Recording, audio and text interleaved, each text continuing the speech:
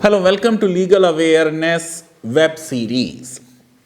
वसीम रिजवी की कुरान पेटिशन पर हमने कई वीडियोस बनाए। हमने उसकी लीगैलिटी को देखा और हमने कहा कि कोर्ट ये प्रश्न पूछेगी।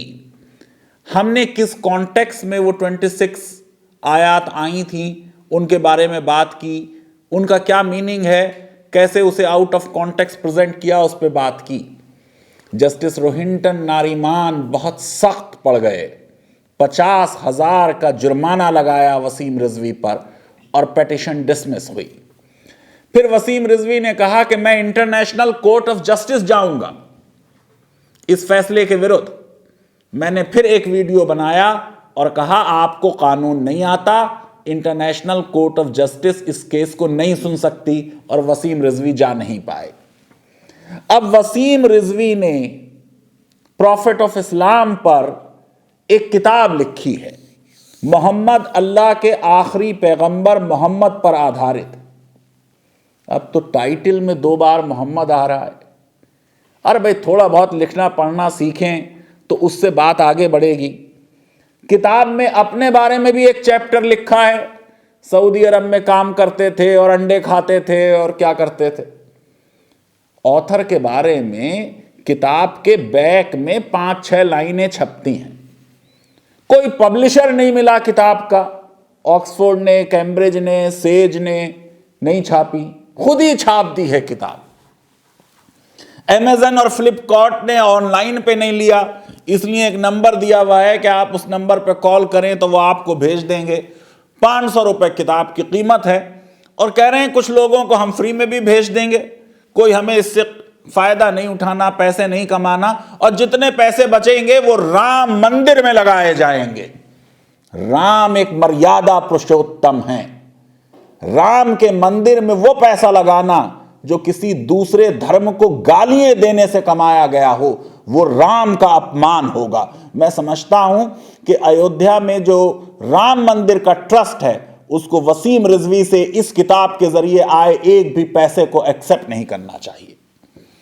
मैं संविधान का एक विद्यार्थी हूं। संविधान की सबसे बड़ी वैल्यू है freedom of speech and expression. मैंने पहले भी कहा था कि वसीम रिजवी को हक है कि वो कुरान के बारे में जो चाहें कहें, लेकिन वो अदालत गए, मैंने कहा था अदालत इसे एक्सेप्ट नहीं करेगी। अब वसीम रिजवी ने एक किताब लिखी है, जाहिर है कि वो भी एक बहुत बड़ी चीज है कि आपको संविधान हक देता है, अभिव्यक्ति का राइट देता है, आप जो चाहें लिखें। लेकिन आर्टिकल 19 जो है वो एक absolute freedom of speech and expression नहीं देता। देश के कुछ कानून हैं, उन कानूनों से हम बंधे हुए हैं।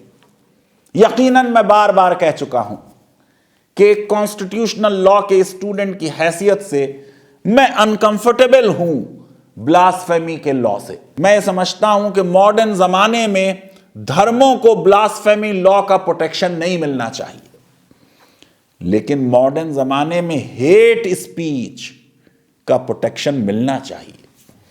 जो किताब वसीम रिजवी ने लिखी है उसमें 295A बनता है नहीं बनता वो अलग बहस है। गो के 295 के इंग्रेडिएंट्स पढ़िए तो आपको समझ में आ जाएगा कि बनता है या नहीं। आज वो देश का कानून है। अमरिंदर सिंह की सरकार ने अभी 2.5-3 साल पहले ब्लास्फेमी के लॉ के लिए पंजाब में संशोधन किया और सजाएं बढ़ा दी। अगर आप बाइबल के, कुरान के, गीता के बारे में, गुरु ग्रंथ साहब के बारे में कोई गलत बात कहते हैं तो आपको पंजाब में बहुत सख्त सजा मिलेगी। इस पूरी किताब को मैंने एक एकेडमिक की हैसियत से पढ़ा,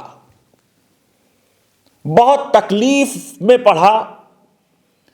लगा कि ऑथर एक ऑथर की तरह नहीं लिख रहा, बल्कि उसका कोई सेल्फ इंटरेस्ट है, वो किसी प्रोपेगेंडे का शिकार है।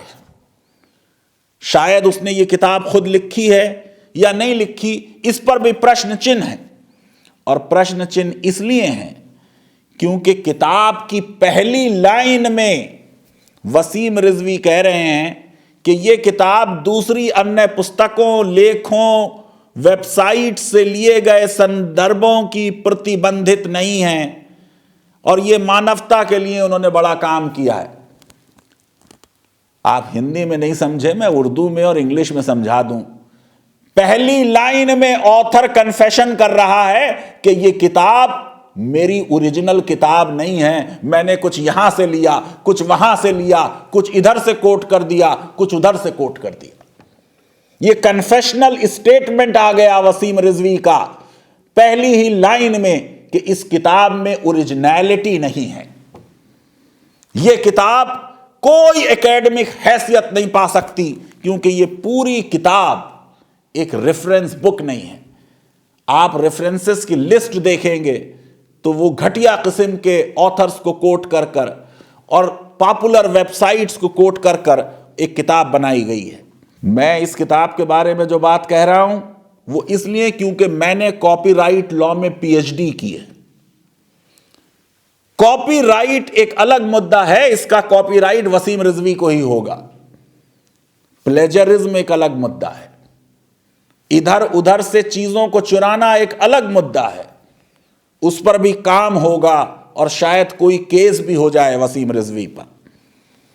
वसीम रिजवी ने किताब में लिखा है कि उनका उद्देश्य किसी को चोट पहुंचाने का नहीं है, किसी धर्म के प्रचारक के विरुद्ध नहीं है, लेकिन पूरी किताब अगर आप पढ़ेंगे तो वो प्रॉफिट मोहम्मद के ऊपर इस तरीके के घटिया इल्जामात और अटैक हैं कि कोई भी आदमी जो मुसलमान होगा उसको लगेगा कि ये मेरे प्रॉफिट की बेइज्जती की जा रही है, इंसल्ट की जा रही है।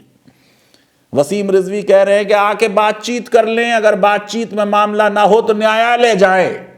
किसी को न्यायालय जाने के लिए वसीम रिजवी की परमिशन की जरूरत नहीं। क्या लॉ है इस मुद्दे पर मैं आज आपको बताने वाला हूं। इस किताब का क्या हश्र होने वाला है वो मैं आपको बताने वाला हूं। 19 चैप्टर हैं किताब में, पूरा एक चैप्टर लेखक ने अपने बारे में लिखा है। ऐसी तो मैंने कोई किताब नहीं पढ़ी अपनी जिंदगी की सिवाय ऑटोबायोग्राफीज के जिसमें एक चैप्टर में ऑथर अपने बारे में लिखे और वो मैंने आपको बता दिया कि वो सऊदी अरब गए और उन्हें धोखा दिया गया और उन्होंने अंडे खाए और तेल खाया। फिर तीसरे चैप्टर में उन्होंने इस्लामी आतंकवाद की बात की। यानी पूरा जो इस किताब का उद्देश्य है वो ये दिखाना है कि विश्व में जो आज आतंकवाद है वो मुसलमानों की वजह से है, वो प्रॉफिट मोहम्मद सल्लल्लाहु अलैहि वसल्लम की वजह से है। ये बात ना तो यूनाइटेड नेशंस ने मानी है, न भारत की सरकार ने मानी है, न विश्व के किसी राइटर ने मानी है कि आतंक का कोई धर्म होता है। आयरिश रिपब्लिकन पार्टी भी है, तमिल एलम भी है, बुद्धिस्ट भी जो कर रहे हैं म्यांमार में वो एक तरह का आतंक है, और मुसलमान भी पूरी दुनिया में जो कर रहे हैं उसमें भी आतंकवाद अक्सर नजर आता है। किताब है प्रॉफिट मोहम्मद पर, लेकिन जो उनका चौथा चैप्टर है इस नाम से, उसमें सिर्फ पेज नंबर 19, 20, 21, 22 4 पेजेस। यानी यह शख्स किताब इस्लाम के प्रॉफिट पे नहीं लिखना चाहता, इसका उद्देश्य कुछ और है। जिस तरीके से इस किताब के चैप्टर्स के टाइटल्स हैं उनसे ही पता चल जाएगा कि यह किताब प्रोपेगेंडा है, कोई एकेडमिक कंट्रीब्यूशन नहीं है, कोई नॉलेज क्रिएशन नहीं है, किसी डिबेट को जन्म नहीं देता, सिर्फ गालियां हैं, और गालियां किसी डिसेंट समाज में फ्रीडम ऑफ स्पीच में अलाउ नहीं होती। चैप्टर है, जैसे ही प्रॉफिट का ये चैप्टर खत्म हो रहा है 4 पेज का, बचपन का थोड़ा बहुत जिक्र, सीधे शादी पे चले जाते हैं। चैप्टर का नाम है अरब की सबसे अमीर औरत से शादी, और उस चैप्टर में भी उस शादी के अलावा तरह तरह की इधर उधर की बातों का जिक्र। एक 25 साल का नौजवान एक 40 साल की बेवा औरत से, विडो से शादी करे, शादी का पैगाम भी औरत की तरफ से आए।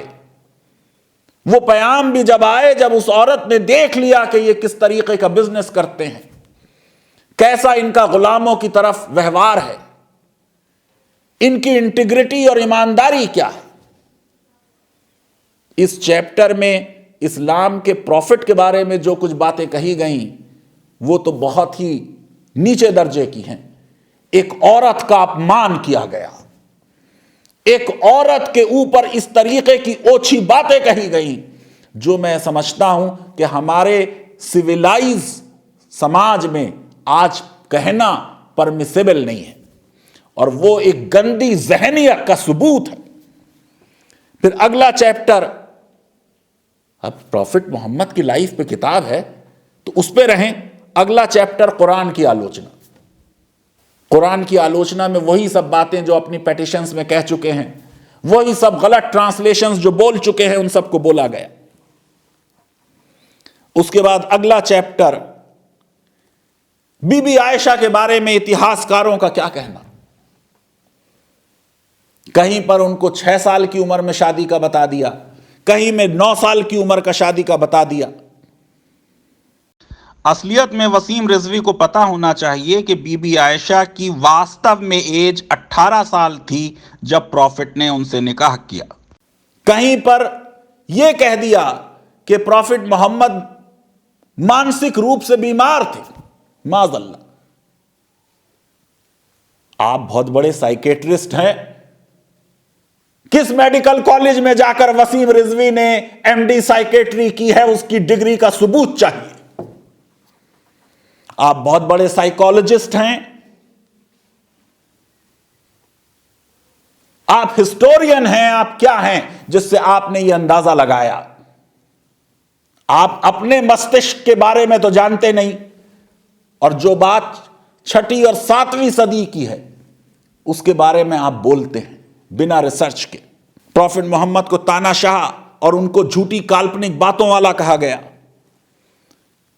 मिराज के सफर का मजाक उड़ाया गया, जन्नत का सफर। और उसके बाद निहायत घटिया किस्म की सेक्सिस्ट बातें लिखी गई। और फिर इस्लामिक आतंकवाद मोहम्मद सल्लल्लाहु अलैहि वसल्लम की देन, 1960 और 1970 का आतंकी मामला, 80 से 90 का, 2000 से 2010 का। कहते हैं कि पूरे विश्व में जितना खून खराबा मुसलमानों ने किया आतंकवाद करके, उतना किसी ने नहीं किया। इतिहास पढ़ा करो Waseem Rizvi. 100 years war Europe में हुई, ईसाई से लड़ रहे थे। 30 ईयर्स वॉर यूरोप में हुई, ईसाई से लड़ रहे थे। पहला विश्व युद्ध हुआ, दूसरा विश्व युद्ध हुआ, भारत में महाभारत हुआ। जब से इंसान बना है और जब से राज्य बना है तब से जंगें हो रही। विश्व का कोई कॉन्टिनेंट ऐसा नहीं है जिसमें लड़ाइयां ना हुई हों। वसीम रिजवी लिखते हैं कि मदीने जाने के बाद आतंकवाद की शुरुआत हुई। इतिहास पढ़ें। जो परसिक्यूशन प्रॉफिट और उनके कंपेनियंस ने और साथियों ने मक्के में झेला, खाना पीना बंद कर दिया गया, शहर से निकाल दिया गया। वसीम रिजवी कह रहे हैं कि उसी आतंकवाद को कुरान के जरिए आज भी आगे बढ़ाया जा रहा है। इस्लामी लश्कर बनाकर लूट मार और नरसंहार करना शुरू कर दिया। हजारों को बंदी बनाया और उन बंदियों और औरतों का बलात्कार किया। क्या हिस्टोरिकल एविडेंस है? कौन से सोर्सेज हैं? प्राइमरी सोर्सेज साइट कर रहे हो या सेकेंडरी सोर्सेज साइट कर रहे हो?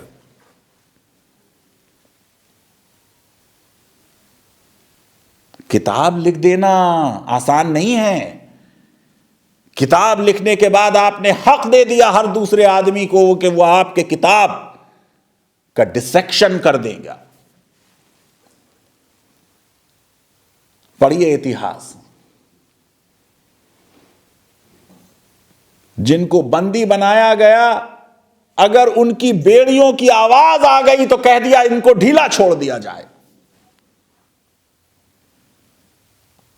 इनको सिर्फ पढ़ाने का काम दे दिया जाए। कहा जा रहा है वो घमंडी हो गए थे अपनी जीत से। देखिए जिस वक्त फतेह मक्का हो रही है, एक विक्टोरियस शख्स जब एंटर होता है, आपने देखा है पूरे इतिहास में कि वो इतना झुका हो कि उसका सर ऊंटनी पे लग रहा हो। रेसिज्म को खत्म करने के लिए खाने काबा के छत पर खड़े होकर अजान देने के लिए प्रॉफिट ने चुना एक हबशी गुलाम बिलाल को। आप तानाशाह कह रहे हैं। क्या कोई तानाशाह ऐसा फैसला करता है कि आज अमान है सबको? अबू सुफियान के घर में भी कोई पनाह ले तो उसको अमान है, सबको माफ कर दिया। आप तानाशाह कह रहे हैं और कह रहे हैं कि खदीजा से शादी के बाद अच्छा खाने पीने लगे। देखिए जिस वक्त खंदक खोदी जा रही है, औरों के पेट पर एक पत्थर बंधा था और प्रॉफिट ऑफ इस्लाम की भूख का यह आलम था कि उनके 2 पत्थर बंधे थे। आपके कहने से कोई फर्क नहीं पड़ता, क्योंकि रुख मुस्तफा है वो आईना कि जिससा दूसरा आईना, न हमारे बज़्म ख्याल में न दुकानें आई न साइज में। तथ्यों की बात कर रहे हैं, कह रहे हैं ये किताब किस्सों पर नहीं है, तथ्यों पर है। अपने तथ्यों को फिर से वेरीफाई करें, अपनी बातों को। प्रॉफिट ने कह रहे हैं, वसीम रिजवी कह दिया अल्लाह की बात है। रिलीजन बिलीफ्स का नाम है, बिलीफ्स ब्लाइंड होती हैं। कुछ थे जिन्होंने मान लिया कि इनके पास वही आती है, कुछ हैं जो आज भी मानते हैं कि इनके पास वही आती थी। देश का कानून और संविधान इस बिलीफ को प्रोटेक्ट करता है। वसीम रिजवी भारत के संविधान की प्रीएम्बल पढ़ें, liberty of faith, belief, worship and thought. Liberty of belief की बात हो रही है। आप जो बिलीफ रखना चाहें उसका आपको संविधान अधिकार दे रहा है। यह बिलीफ सही है या गलत है, इससे बहस नहीं है।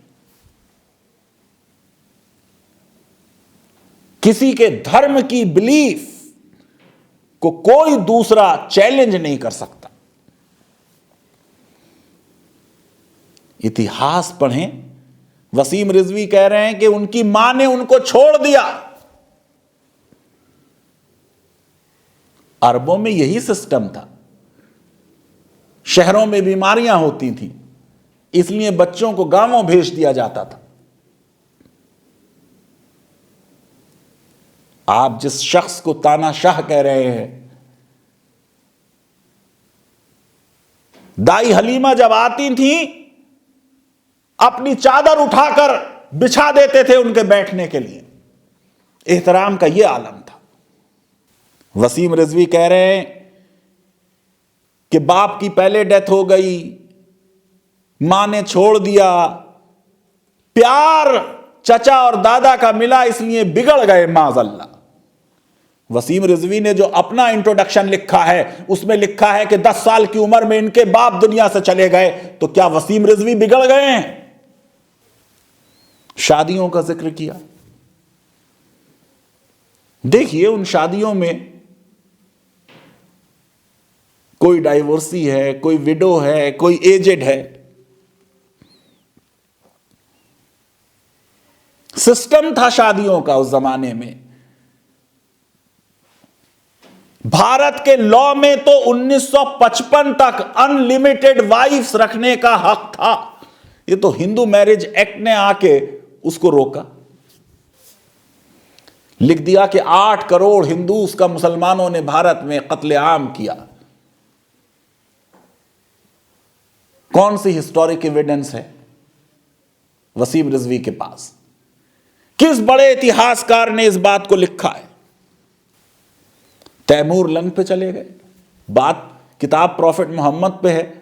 अरे तैमूर लंग ने कुछ किया हो, कि बाबर ने किया हो, कि हुमायूं या अकबर ने किया हो, या आज के कोई बादशाह करते हो, या तालिबानी आतंकवादी करते हो, उसका इल्जाम प्रॉफिट मोहम्मद को नहीं दिया जा सकता। उनको तो कुरान कह रहा है वमा अरसलना का इल्ला रहमतल लिल आलमीन, हर एक के लिए मर्सी है। पूरा लीगल सिस्टम जो है इस्लाम का वो कंपैशन और मर्सी पर है। राइट टू प्रॉपर्टी जो औरतों को दिया, मां बाप को दिया, कुरानी केयर्स तो देखिए आप, 11 में से 9 औरतें। जो कुछ वसीम रिजवी ने लिखा वो उनकी प्रॉब्लम है। मैं समझता हूं कि वसीम रिजवी के विरुद्ध कोई प्रोटेस्ट नहीं होनी चाहिए, उनको बुरा भला नहीं कहा जाना चाहिए, उनकी इंटेलेक्चुअल क्रिटिक की जानी चाहिए। देश के कानून पे आइए। देश के कानून में सेक्शन 153A है इंडियन पीनल कोड का, जो पनिश करता है promoting enmity between different groups on grounds of religion, race, place of birth, residence, language and doing acts which are prejudicial to maintenance of harmony. Disharmony create करना, नफरतें create करना, दुश्मनियां create करना, ill will create करना between different religions, section 153 prohibit करता है। वसीम रिजवी की ये किताब जो मुसलमानों को एक तरीके से आतंकवादी डिक्लेयर करती है, जो उनके मजहब को एक आतंकवादी मजहब बताती है, मुसलमानों में और संप्रदायों में एक इल विल और हेट्रेड और एनिमिटी और डिसहार्मनी क्रिएट कर रही। 3 साल की सजा हो सकती है, या फाइन हो सकता है, या दोनों हो सकते हैं। कॉग्निजेबल ऑफेंस है, नॉन बेलेबल है, जमानत नहीं होगी। सेक्शन 95 है कोड ऑफ क्रिमिनल प्रोसीजर का। ये तो पीनल कोड का था, अब सीआरपीसी का देखिए। ये कहता है कि कोई भी अखबार या किताब या डॉक्यूमेंट, अगर उसमें कोई ऐसी बात की गई है जो पनिशेबल है 124A में, राजद्रोह, या 153A जो मैंने अभी आपको पढ़ दिया, एनिमिटी, हेट्रेड, डिसहार्मनी क्रिएट करती हो, या 153B किसी की देशभक्ति पर प्रश्न चिन्ह लगाती हो, या 292 आईपीसी का ऑब्सिनिटी, इंडिसेंट हो। यह पूरी की पूरी किताब ऑब्सीन है, इंडिसेंट है। 293 यंग लोगों के हाथों में जाए तो नुकसान पहुंचा सकती है, और 295A ब्लास्फेमी। अगर कोई भी किताब इनमें से कोई भी चीज करती है, उसको सरकार फोरफिट कर सकती है, अपने कब्जे में ले लेगी सारी किताबों की कॉपीज, और सरकार का ऐसा कोई भी ऑर्डर किसी अदालत में चुनौती नहीं दिया जा सकता। फिर सेक्शन 96 में एक प्रावधान है कि अगर आपको सरकार के ऑर्डर से शिकायत है तो आप हाई कोर्ट में सेक्शन 96 के तहत उसे चुनौती देंगे, और हाई कोर्ट की भी 3 जजेस की बेंच उसे सुनेगी। अब मसला यह है कि देश का कानून यह भी नहीं चाहता कि इन मामलात में आसानी से किसी का प्रोसिक्यूशन कर दिया जाए और उसके खिलाफ मुकदमे दायर हो जाए। तो सेक्शन 196 है सीआरपीसी का, जो प्रोटेक्शन देता है कि झूठे मुकदमे दाखिल ना हो, और कहता है कि कोई भी कोर्ट कॉग्निजेंस नहीं लेगी किसी भी जुर्म का जो 153A के तहत हुआ हो या 295A ब्लास्फेमी में हुआ हो या कोई क्रिमिनल कॉन्स्पिरेसी हो या अबेटमेंट हो 108 का या 505 हो, जब तक सेंट्रल गवर्नमेंट या स्टेट गवर्नमेंट की सैंक्शन ना मिल गई हो।